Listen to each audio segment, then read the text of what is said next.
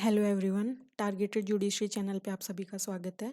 आज की इस वीडियो में हम इंडियन एविडेंस एक्ट के सेक्शन नंबर 17 से स्टार्ट करेंगे। इससे पहले हमने 16 तक कंप्लीट कर लिया है। तो 17 से 31 तक है एडमिशंस यानी स्वीकृतियाँ। तो इंडियन एविडेंस एक्ट है, ये एक मेजर रोल प्ले करता है जेएलओ के पेपर में, एंड इसके अलावा आरजीएस के पेपर में भी इसका इम्पोर्टेंट रोल है। यहाँ पे हम देखेंगे कि क्वेश्चन किस तरीके के फॉर्म होते हैं। तो ऑलरेडी हमने देख लिया था कि कैसे क्वेश्चन पूछे गए थे, लेकिन अब हम सेक्शन डिस्कस कर रहे हैं तो साथ साथ देख रहे हैं कि कैसे क्वेश्चन फॉर्म हो सकते हैं। तो प्रीवियस ईयर के बेस पे अब हमें पता चल जाएगा कि क्वेश्चन किस तरीके के फॉर्म और भी हो सकते हैं। तो यहाँ पे सबसे पहले है सेक्शन 17 एडमिशन, यहाँ पे डिफाइन किया गया है। तो ये क्वेश्चन आप देखेंगे तो ऐसे क्वेश्चन पूछे गए हैं कि कोई भी डेफिनेशन है उसके लिए पूछा है कि ये कहाँ डिफाइन की गई है। तो एडमिशन भी पूछा जा सकता है कि कहाँ डिफाइन किया गया है। तो डिफाइन किया गया है सेक्शन नंबर 17 में। अब है एडमिशन है क्या। तो एडमिशन है वो एक स्टेटमेंट है, ये ओरल भी हो सकता है, डॉक्यूमेंट्री भी हो सकता है, या फिर कंटेंट इन इलेक्ट्रॉनिक फॉर्म भी हो सकता है। तो ये क्वेश्चन भी आप देखेंगे तो पीछे पूछा हुआ है कि एडमिशन होता है, ओरल हो सकता है, डॉक्यूमेंट्री हो सकता है, दोनों हो सकता है। इस तरीके से पूछा था कि ओनली ओरल हो सकता है, ओनली डॉक्यूमेंट्री। सो ये ओरल भी हो सकता है, डॉक्यूमेंट्री भी हो सकता है, इलेक्ट्रॉनिक फॉर्म में कंटेंट भी हो सकता है, which suggest any inference as to any fact in issue or relevant fact and which is made by any of the person and under the circumstances hereinafter mentioned. तो यहाँ पे बताया गया है कि स्वीकृति है वो मौखिक दस्तावेज या इलेक्ट्रॉनिक रूप में हो सकती है, और जो किसी विवादक तथ्य या सुसंगत तथ्य के बारे में कोई अनुमान इंगित करता है, और ऐसे व्यक्ति है वो स्वीकृति कर सकते हैं किसी के द्वारा ऐसी परिस्थितियों में किया गया जो एतस्मिन पश्चात वर्णित है। तो अलग अलग लोगों का यहाँ पे दिया जाएगा कि एडमिशंस किस किस के द्वारा किया गया है। पार्टी के जो पार्टी के पक्षकार हैं उनके द्वारा किया जाता है। तो काफ़ी सारे आपको आगे सेक्शंस में मिलेंगे, तो हम डिटेल से वहाँ देखने वाले हैं। तो चलते हैं अपने अगले सेक्शन में। सेक्शन 18 टाइटल इम्पोर्टेंट है इनके। सेक्शन 18 का टाइटल है कि admission by party to proceeding और हिज एजेंट, यानी जो कार्रवाई है उसके पक्षकार, पार्टी टू प्रोसीडिंग कार्रवाई के पक्षकार या फिर उसके अभिकर्ता के द्वारा स्वीकृति की जानी। तो कीवर्ड है वो अपन को पकड़ने हैं। कीवर्ड से क्या है कि वहाँ पे तुरंत याद आ जाएगा कि कौन सा सेक्शन है, अदरवाइज सारे फिर सेम सेम लगेंगे। सो 18 का admission by party to proceeding of his agent, statement made by a party to the proceeding or by an agent to any such party whom the court regards under the circumstances of the case as expressly or impliedly authorized by him to make them are admissions, यानी कि वे कथन स्वीकृतियां हैं जिन्हें कार्यवाही के किसी पक्षकार ने किया है और ऐसे पक्षकार के किसी अभिकर्ता ने किया है जिस मामले की परिस्थितियों में न्यायालय उन कथनों को करने के लिए उस पक्षकार के द्वारा अभिव्यक्त या विवक्षित रूप से प्राधिकृत किया हुआ मानता है। अब यहाँ पे दिया है कि by suitor in representative character, प्रतिनिधिक रूप से वादकर्ता के द्वारा। Statement made by parties to suit suing or sued in representative character are not admissions unless they were made while the party making them held that character. तो यहाँ पे वाद के लिए ऐसे पक्षकारों के द्वारा जो प्रतिनिधिक हैसियत से वाद ला रहे हैं या जिन पर प्रतिनिधिक हैसियत से वाद लाया जा रहा है, उनके द्वारा किए गए कथन जब तक स्वीकृति नहीं होंगे जब तक कि वे उस समय न किए गए हों जबकि उनको करने वाला पक्षकार वैसी हैसियत धारण करता था। अब आगे है स्टेटमेंट्स मेड बाय। तो सेक्शन 18 में है by party interested in subject matter, यानी जो विषय वस्तु है उसमें हितबद्ध, जिसका हित उसमें है उस पक्षकार के द्वारा। Person who have any propriety or pecuniary interest in the subject matter of the proceeding and who make the statement in their character of person so interested। तो ऐसे व्यक्तियों के द्वारा की गई स्वीकृति जिनका कार्यवाही की विषय वस्तु में कोई सांपत्तिक या फिर धन संबंधी कोई हित है और इस प्रकार हितबद्ध व्यक्तियों की हैसियत में वो ये कथन करते हैं, तो वो मान ली जाएंगे यहाँ पे स्वीकृतियाँ। फिर है by person from home interest derived. तो ऐसे लोग person from home the parties to the suit have derived their interest in the subject matter of the suit, ऐसे व्यक्तियों के द्वारा किए गए हैं जिनमें वाद के पक्षकारों का वाद की विषय वस्तु में अपना हित व्युत्पन्न हुआ है, ये एडमिशंस के अंतर्गत आएंगे। तो यहाँ पे पूछा जा सकता है एग्जाम में एडमिशंस के अंदर ऑप्शन दे के, तो ये याद रखने हैं टाइटल। फिर if they are made during the continuance of the interest of the person making the statement. दिया कि यदि वे कथन उन्हें करने वाले व्यक्तियों के हित के चालू रहने के दौरान में किए गए हैं तो ये सब एडमिशंस के अंतर्गत आएंगे। आगे है section number 19, admission by persons whose position must be proved as against party to suit. Keyword पकड़ पकड़ के चलना है अपन को, क्योंकि वहाँ पे लिखना तो है नहीं, टिक करना है। एंड ये सबसे अच्छा तरीका है कीवर्ड को पकड़ने का। Admission by person whose position must be proved as against party to suit, यानी कि उन व्यक्तियों के द्वारा स्वीकृतियाँ करनी जिनकी स्थिति वाद के पक्षकारों के विरुद्ध साबित की जानी है। तो statement made by person whose position or liability it is necessary to prove as against any party to the suit are admission if such statement would be relevant as against such person in relation to such position or liability in a suit brought by or against them, and if they are made whilst the person making them occupy such position or is subject to such liability।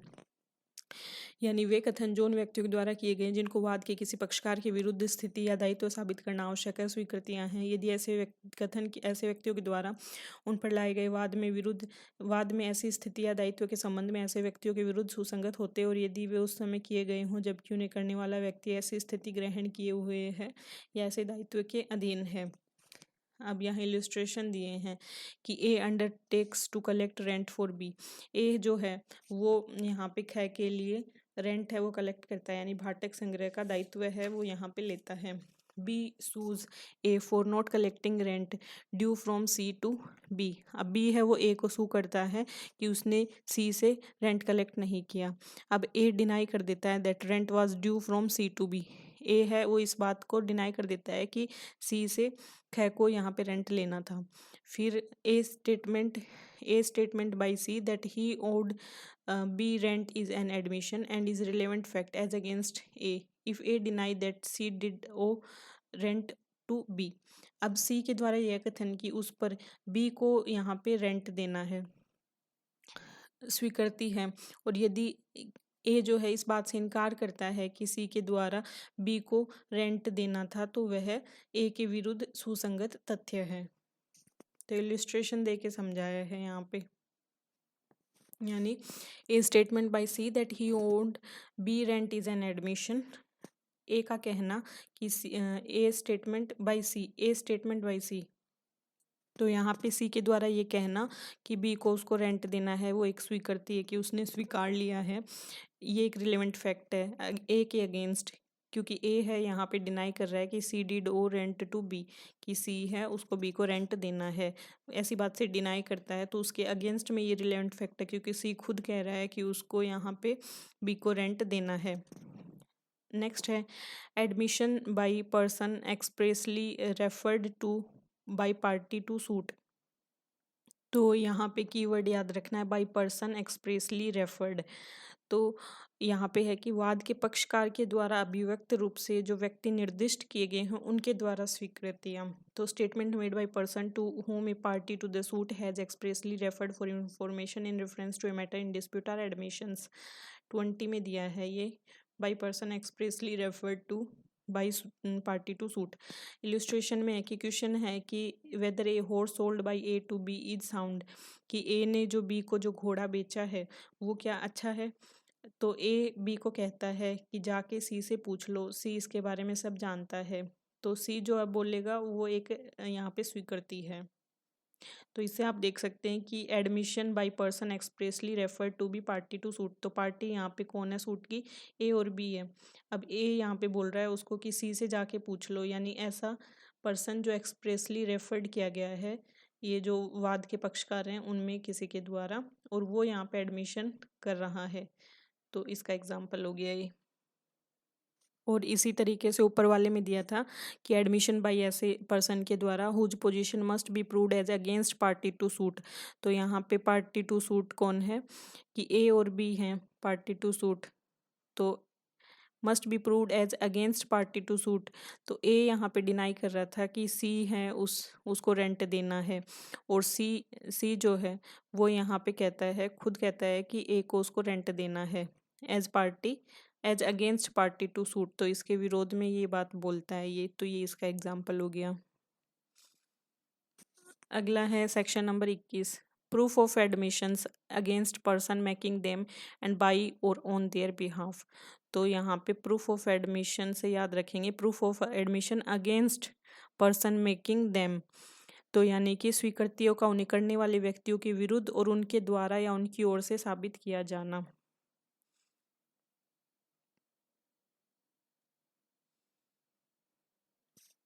दिया है कि admissions are relevant and may be proved as against the person who make them or his representative in interest, but they cannot be proved by or on behalf of the person who make them or by his representative in interest except in the following case।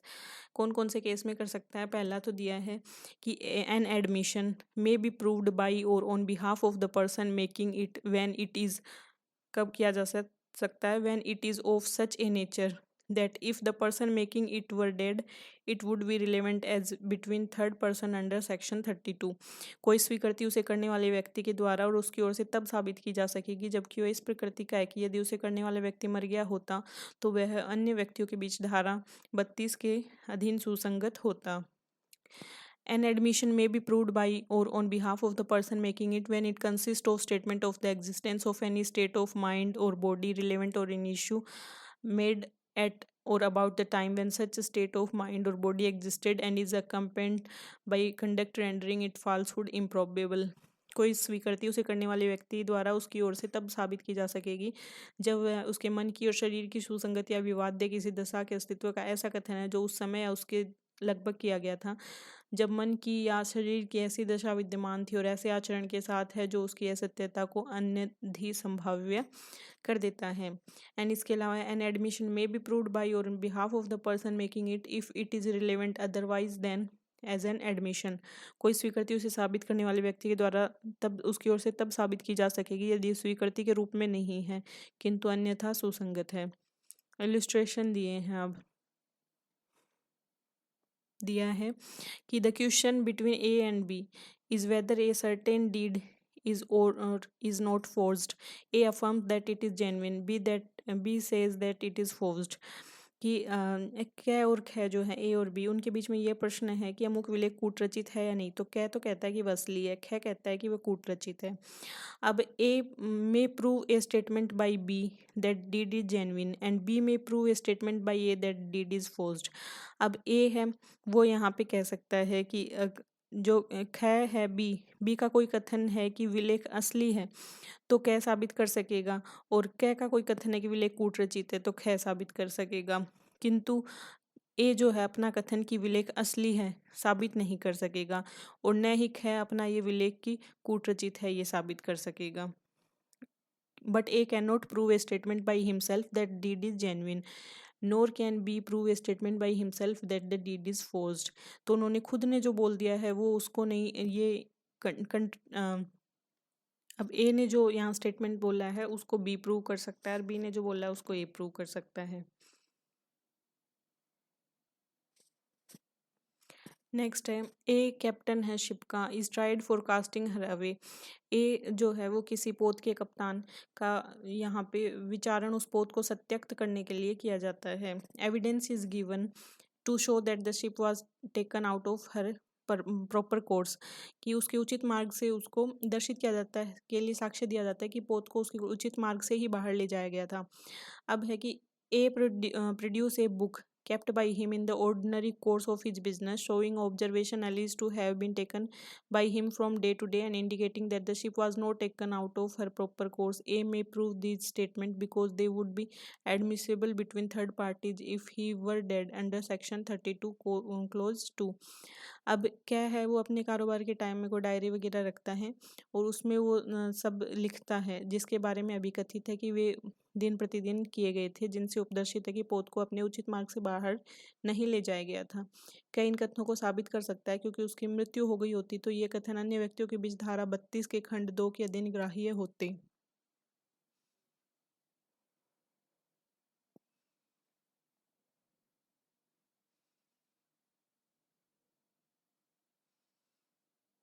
Next है A is accused of crime committed by him at Calcutta. A है वो अब कलकत्ता में किए गए अपराध का अभियुक्त है। अब है कि he produce a letter written by himself and dated at Lahore on that day and bearing the Lahore post mark of that day. अब वो उस दिन जब घटना हुई थी अपने द्वारा लिखित और उस दिन लाहौर में दिनांक वाला और लाहौर के डाक चिन्ह धारण करने वाला पत्र पेश करता है। अब है कि the statement in the date of the letter is admissible.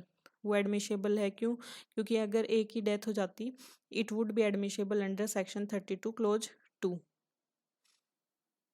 तो ये हमने पहले पढ़ा था कि कोई स्वीकृति उसे करने वाले व्यक्ति के द्वारा उसकी ओर से तब साबित की जा सकेगी जबकि वो इस प्रकृति का है कि यदि उसे करने वाला व्यक्ति मर गया होता तो वह अन्य व्यक्तियों के बीच धारा 32 के अधीन सुसंगत होती।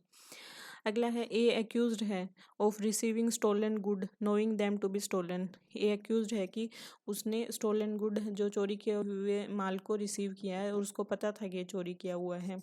अब है he offers to prove that he refuse to sell them below their value.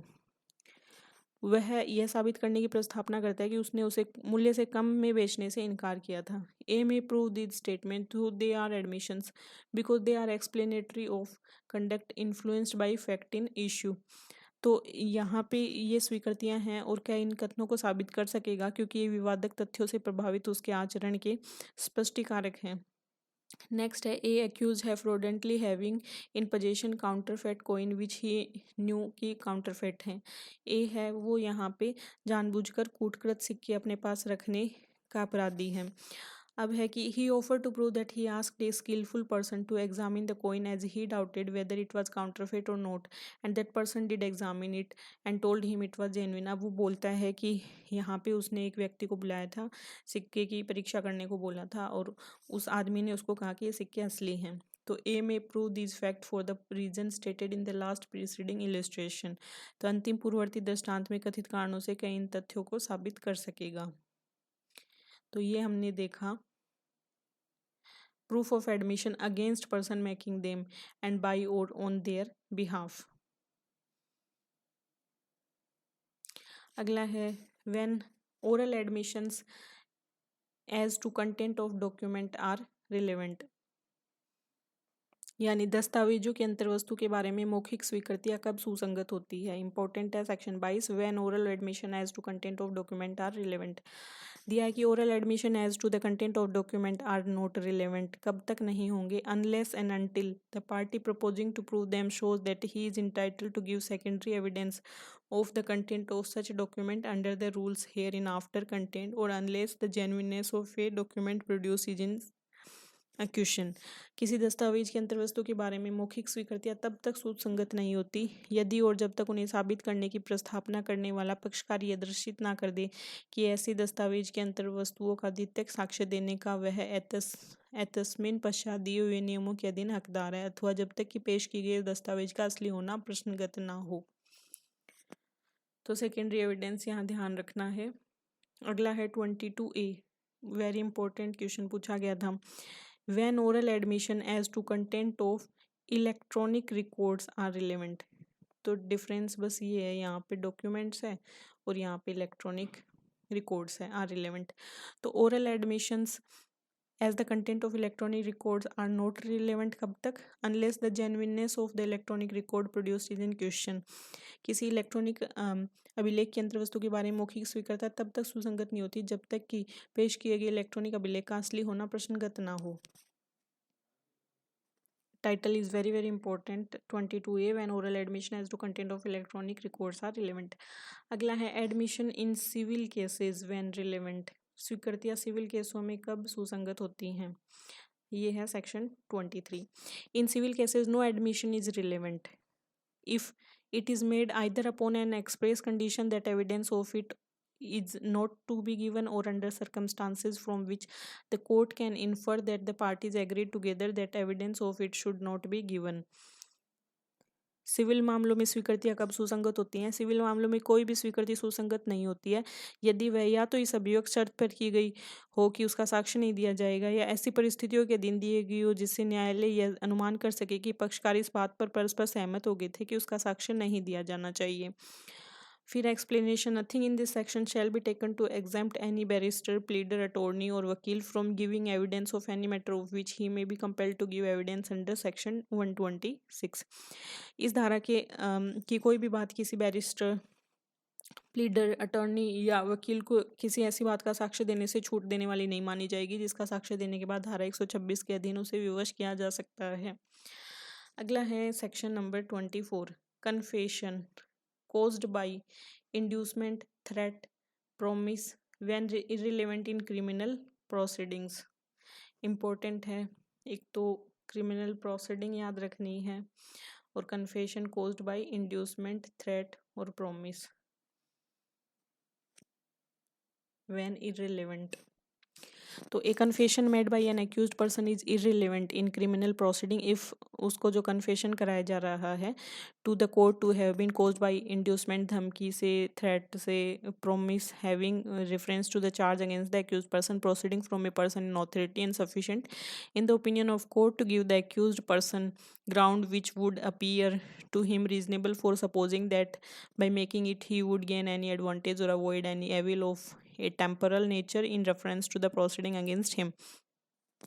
दिया है कि पुलिस की अभिरक्षा में होते हुए अभियुक्त के द्वारा की गई सेंस स्वीकृति का उसके विरुद्ध साबित न किया जाना। कोई भी सेंस स्वीकृति जो किसी व्यक्ति ने उस समय की है जब पुलिस ऑफिसर की अभिरक्षा में हो, ऐसे व्यक्ति के विरुद्ध साबित न की जाएगी जब तक कि वह मजिस्ट्रेट की साक्षात उपस्थिति में ना की गई हो।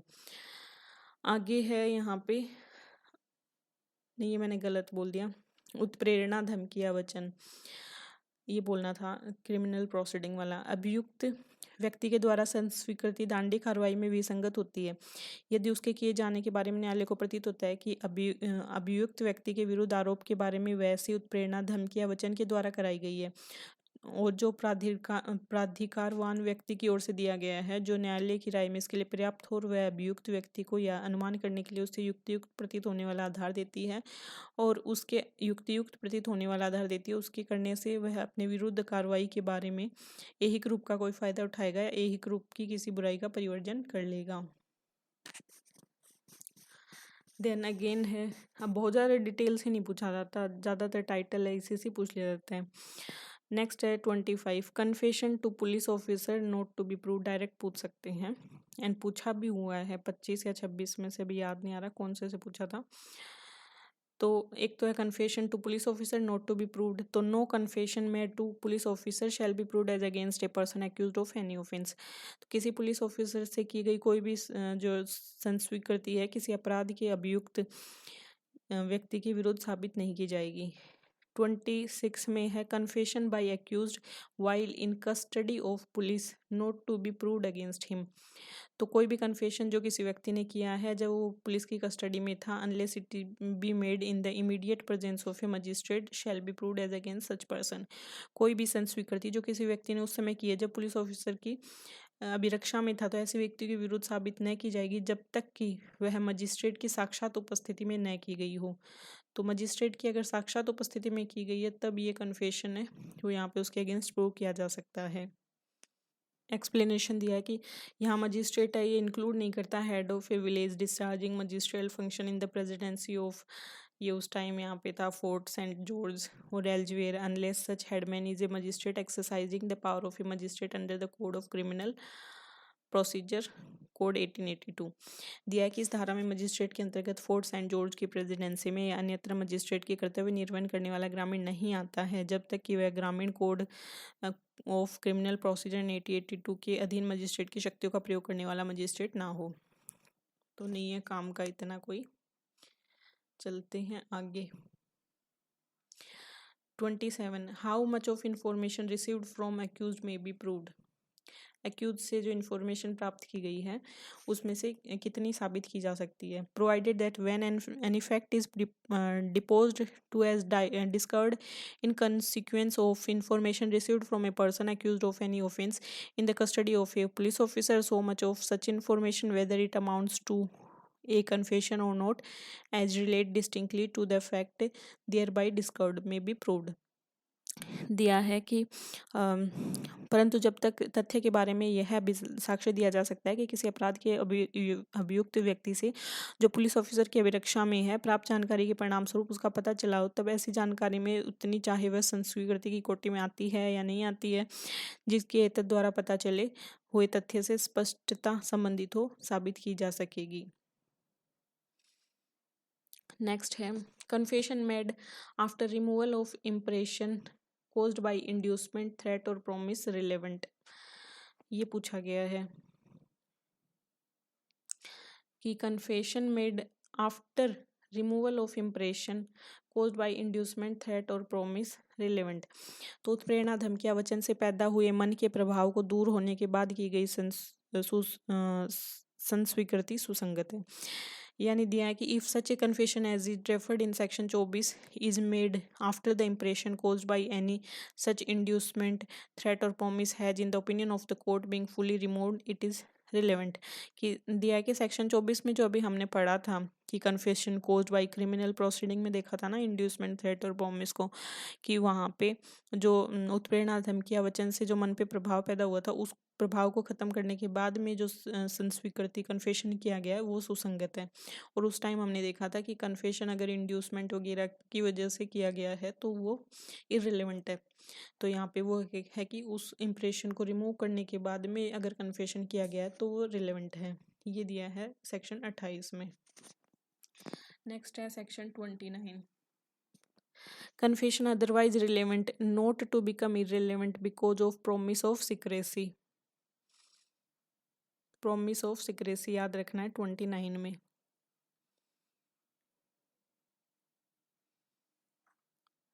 बोला है कि if such a confession is otherwise relevant if does not become irrelevant merely because of it is made under a promise of secrecy or in consequence of deception practiced on the accused person for the purpose of obtaining it, and or when he was drunk, or because it was made in answer to question which he need not have answered, whatever may have been the form of those questions, or because he was not warned that he was not bound to make such confession and that evidence of it might be given against him। दिया है कि अन्यथा सुसंगत स्वीकृति का गुप्त रखने के वचन आदि के कारण विसंगत न हो जाना। यदि ऐसी स्वीकृति अन्यथा सुसंगत है तो वह केवल इसी लिए कि वह गुप्त रखने के वचन के अधीन से उसे अभिप्राप्त करने के प्रयोजनार्थ अभियुक्त व्यक्ति से की गई प्रवंचना के परिणाम स्वरूप या उस समय जबकि वह मत था की गई थी, अथवा इसलिए कि ऐसे प्रश्नों के चाहे उनका रूप कैसा भी क्यों न रहा हो उत्तर में की गई थी जिनका उत्तर देना उसके लिए आवश्यक नहीं था, अथवा केवल इसलिए कि उसे यह चेतावनी नहीं दी गई थी कि वह ऐसी स्वीकृति करने के लिए आबद्ध नहीं था और उसके विरुद्ध उसका साक्ष्य दिया जा सकेगा, विसंगत नहीं हो जाती है। अगला है section number 30। Consideration of proved confession affecting person making it and other jointly under trial for the same offence. Jointly under trial for the same offence section 30। तो साबित संस्वीकृति को जो से करने वाले व्यक्ति तथा एक ही अपराध के लिए संयुक्त रूप से विचारित अन्य को प्रभावित करती है, विचार में लेना। When more person than one are being tried jointly for the same offense and a confession made by one of such person affecting himself and some other of such person is proved, the court may take into consideration such confession as against such other person as well as against the person who make such confession। Offense as used in this section include the abetment of or attempt to commit the offense। तो section 30 is very important। jointly under trial for the same offense keyword है and पूरा है consideration of proved confession affecting person making it and others jointly under trial for the same offence. जैसे illustration से समझ आएगा कि ए और B दोनों है ना जॉइंटली ट्राइड किए गए हैं फॉर द सी के मर्डर के लिए।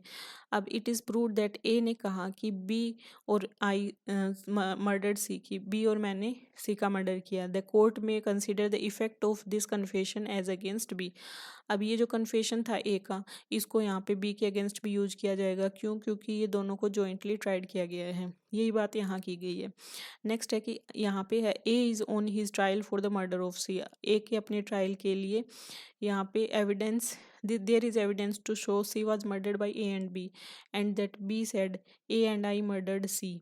This statement may not be taken into consideration by the court against A as B is not being jointly tried. अब A को यहाँ पे लेके आए हैं और यहाँ पे ए का विचारण हो रहा है सी के मर्डर के लिए।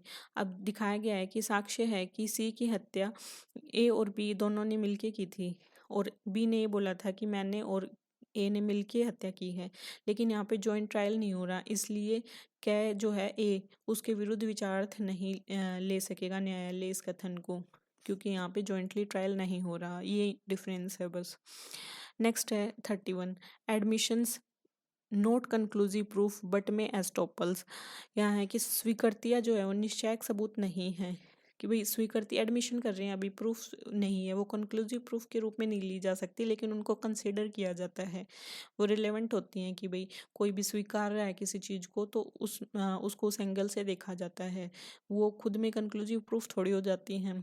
But may stop admissions are not conclusive proof of the matter admitted but they may operate as estoppels under the provision herein after content। तो स्वीकृत या स्वीकृत विषयों का निश्चायक सबूत नहीं है, किंतु तस्मिन पश्चात अंतर्विष्ट उपबंधों के अधीन विबंध के रूप में परिवर्तित हो सकती है। तो ये हमने एडमिशंस को देख लिया सेक्शन नंबर 17 से सेक्शन नंबर 31।